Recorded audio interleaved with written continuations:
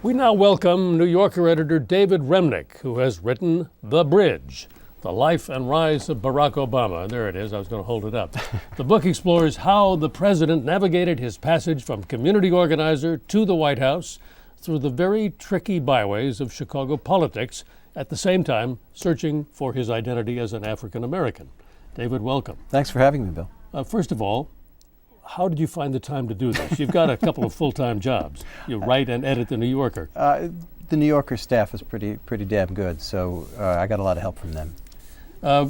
Let's reference the title, first of all. What does that mean, The Bridge? Well, The Bridge is a metaphor for obvious reasons, the first African-American president, but also it's a book that begins at the Edmund Pettus Bridge in Selma, Alabama, 1965, the scene of one of the great horrible scenes of violence, and then a great moment of triumph where there's a march in support of voting rights from Selma to Montgomery.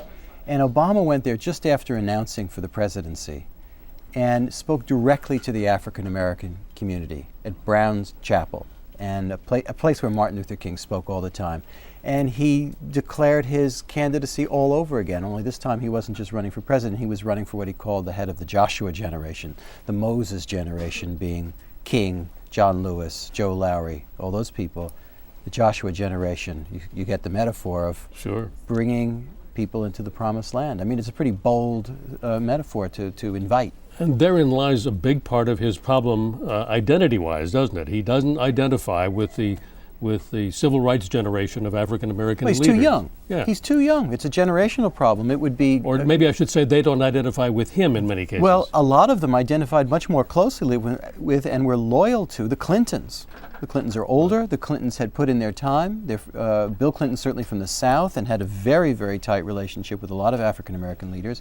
And when Obama first began to run for president, he did not have the support of a lot of older civil rights generation leaders, including John Lewis, the great congressman from Georgia, one of the real hero figures in our government.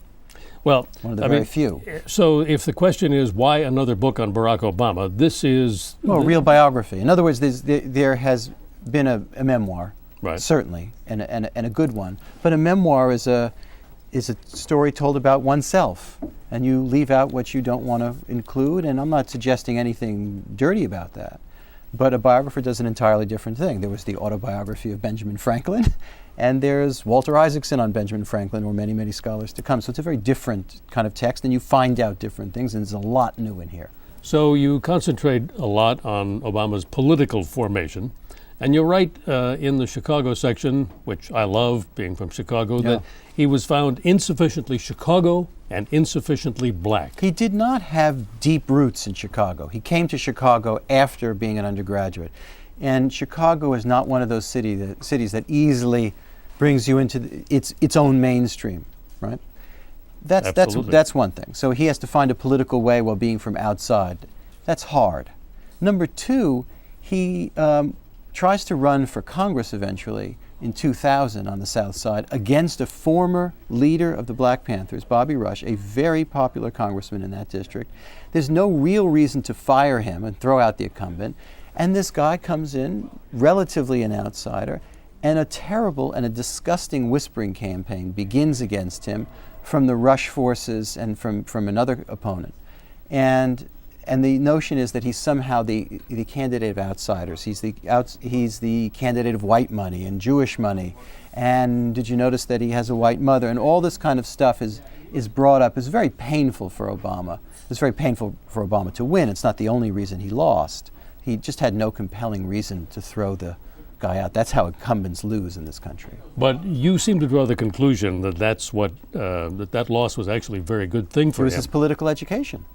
He realized that he could not be a black politician of the older sort, in other words, running in majority black districts to be a mayor or to be a congressman. That was the dominant way for older African Americans to enter the political stream of things, whether it was state houses or city halls. He starts traveling in the rest of the state. Illinois is a diverse state, very white in the South, closer in a way in its political culture to the South than it is certainly to the suburbs of Chicago or Chicago itself. He discovers he has a lot of appeal there. He's not going to win the southern part of the state in a Senate race, but he's going to get a lot of votes. He's going to win suburban voters. He's certainly going to get the African American vote once he becomes the sole African American candidate in that Senate race. And that's the coalition he builds to win the Senate race in 2004, and it becomes a model for him nationally. He also had enormous helpings of sheer good luck, didn't he? Anybody who gets to the very, very top, whether it's Ronald Reagan, who you've covered, or all the presidents since, somehow has some breaks somewhere along the way, as well as learning from failure. The breaks that were on Obama's side, he benefited from 3 different sex scandals. 3. That's pretty unusual. And it eliminated 2 in one race. 2 in the 2004 Senate race. His main Democratic opponent goes down when his divorce records are open, and they are not an edifying spectacle. And his main Republican challenger disappears from the race because his divorce records open, and they are not an edifying spectacle. And Obama ends up running against a Republican named Alan Keyes, who was never going to win. So, how do you think the President Obama today sees race and himself in his position in the racial spectrum? Well, he knows the historic. He knows very deeply the historic dimension of him being the first African American president. But I think he's very wary of talking about it endlessly. He's certainly wary of pinpointing a so-called black agenda. So much so that there have been complaints from the Congressional Black Caucus. Not only the Congressional Black Caucus, but also on the left and in media, people like Tavis Smiley or Cornel West. His view of it, Obama's view of it, is that if he improves the economy, it will immediately help everybody, including African Americans who are disproportionately unemployed and suffering, so many of them, 16% unemployment in the African American community. It's a horrendous statistic. Sure. Whereas people who are criticizing him, whether in the Black Caucus or elsewhere, think that he needs to pinpoint these issues much more assertively and have his vocabulary be more about African Americans than it's been. He's very wary to do that. That's a tightrope to walk, isn't it? Of the many tightropes he has to walk as president. What do you think was the most revealing part of his journey? You devoted a lot of pages here to studying how he got where he is. What is there? There's a lot to the book. It's not a tiny book. It's not a slender book. But take, for example, the figure who's almost absent from his own memoir, who's probably the biggest influence on his life, early life, and it's his mother, a very complex figure, and a woman about whom he has very complex feelings, deep love, deep admiration, but when he was a kid, she was absent when he was in high school. She was off in Indonesia doing field work for her career as an anthropologist.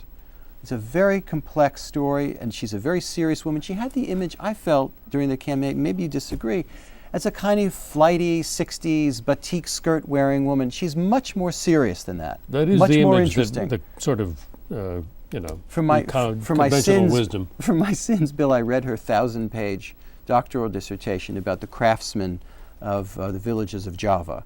And just to get a sense of what she was all about, I mean, there's a great deal of her passions and politics right there in her doctoral dissertation, which she finally handed in when she was 50, and then she died a couple of years later. David Remnick, who has written, I won't call it a biography, I guess. Call it a biography. All right. Why not? A new book about It stops at the White House door. President Obama, the life and rise of Barack Obama, and I can tell you this, I'm a Chicagoan. I've covered Chicago politics all my life, and the Chicago politics part of this is just dead on. So, and I'm sure the rest of it will be too. I couldn't get a better compliment. Thank you.